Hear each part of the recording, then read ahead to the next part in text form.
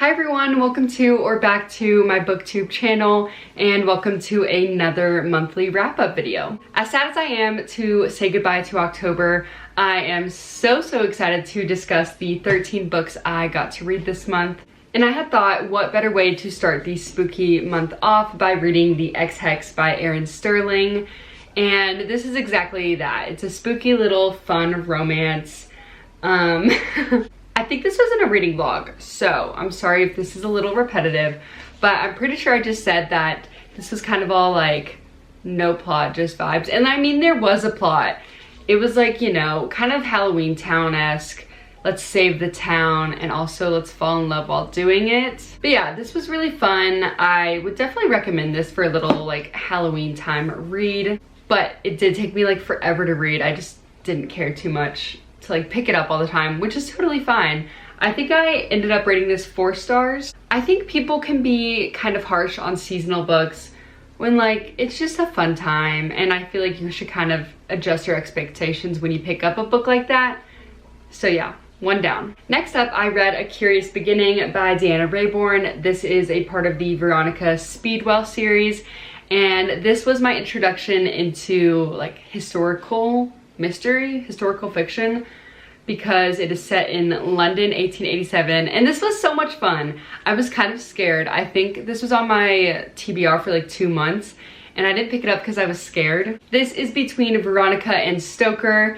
It's, like I said, a little mystery, so we have them going throughout the story, going to all these different places, trying to solve something, and then, you know, there's banter and I genuinely loved both of these characters so much, and I feel like that's not always the case. I feel like I usually like one character more than the other in like a romance, but literally loved Veronica and Stoker, so I'm excited to read the next one, and I think I'm gonna give this like a 4.25. I really did enjoy my time here, especially considering this isn't a genre I usually like reach for, so yeah. All right, then we had a really anticipated read, and that was Wildfire by Hannah Grace, which is the same author as Icebreaker, which I gave 5 stars. So I was really excited about this. Although in that video I did say if this wasn't by Hannah Grace, I probably wouldn't have picked up this book just because the camp vibes aren't really my vibes, but I really still enjoyed it.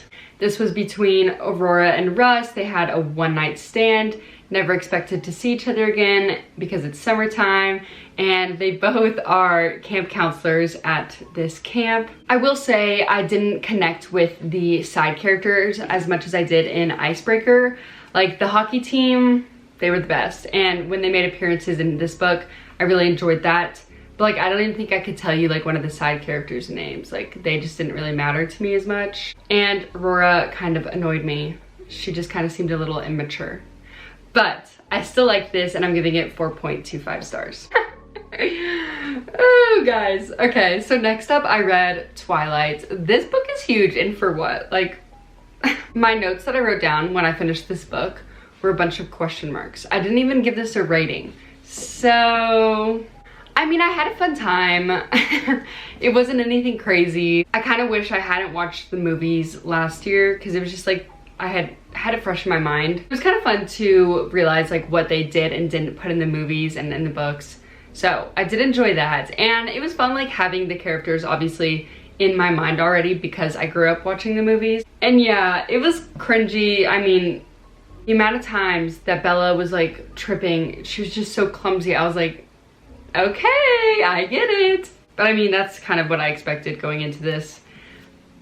I don't have a rating on this, okay? But this was fun. I'll probably continue the series next fall, but I didn't really care to this fall. Okay, next I'm going to be talking about the 3 books I read from the Shatter Me series. We're getting so close to the end. I am so excited. So the first book I read in the Shatter Me series this month was Restore Me. I only gave this 3 stars because I really did not care up until like 70% of the book. And maybe that's because I hadn't picked up a Shatter Me book in like a few weeks, I think. But I was like, okay, why do I care? I think this is the first book that wasn't a part of like the original trilogy. So maybe that's also why, but this book I did not care about until 70% in. And then I was like, okay, give me the next book. And so that's exactly what I did. I picked up the novella Shatter Me, And I mean, these novellas are so short, but I love Kenji. And I think that's all I'm gonna say. But this was really fun. No star rating because it is a novella. Then I rated Defy Me 5 stars, which was so much fun. I love rating books 5 stars, obviously, but it's just like the best feeling ever. And I could not put this book down. I read so much of it in one sitting, and it was for a video. So once again, if you by chance have watched that, then I'm sorry, this is repetitive, but I loved this. I really liked how fast paced this was, especially considering I wasn't enjoying the pacing of Restore Me.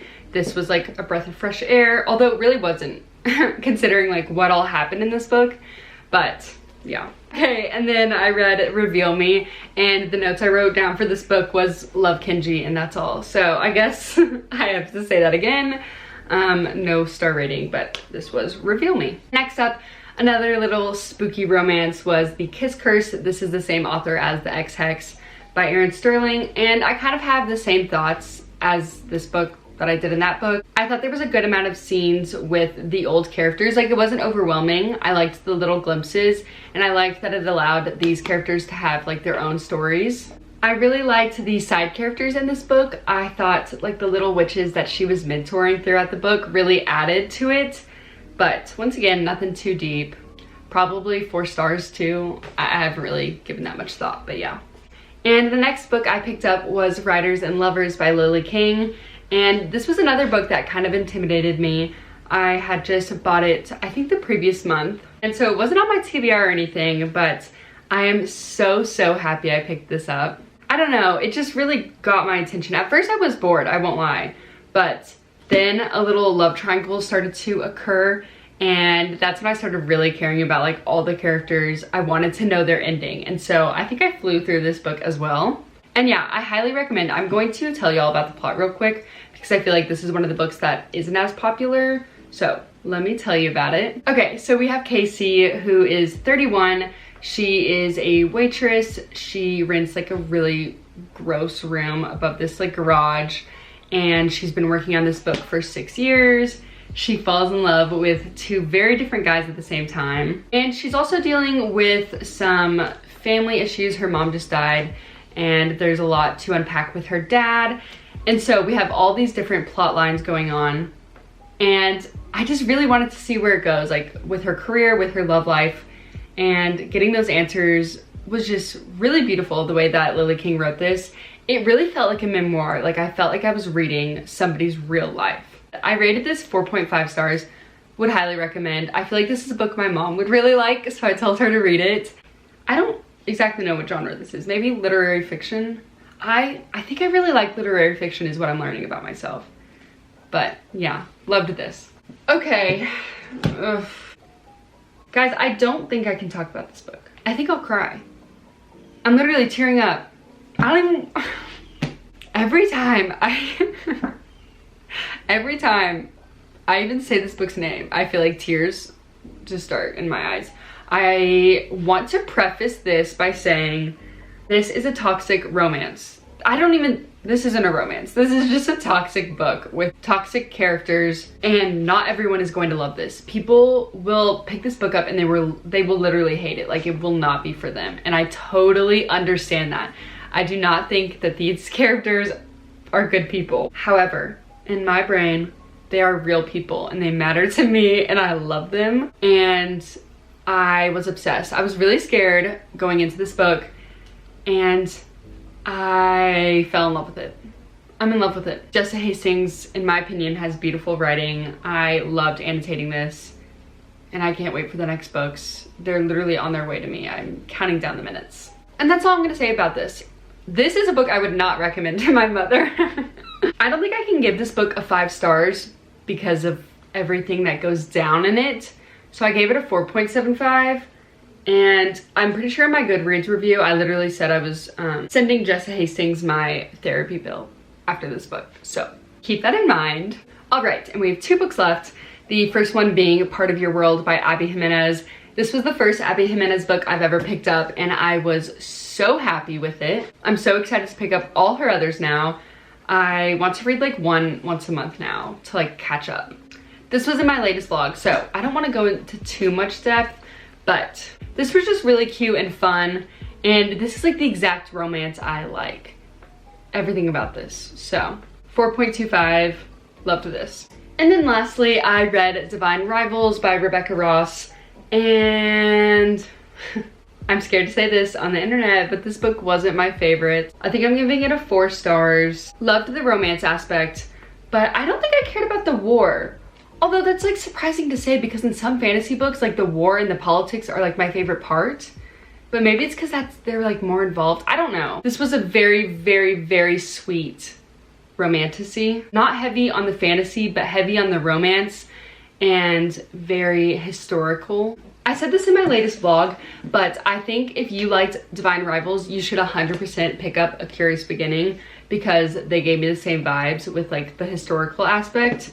So keep that in mind. But yeah, 4 stars. I don't really have anything else to say about that. And yeah, those are the 13 books I read in the month of October.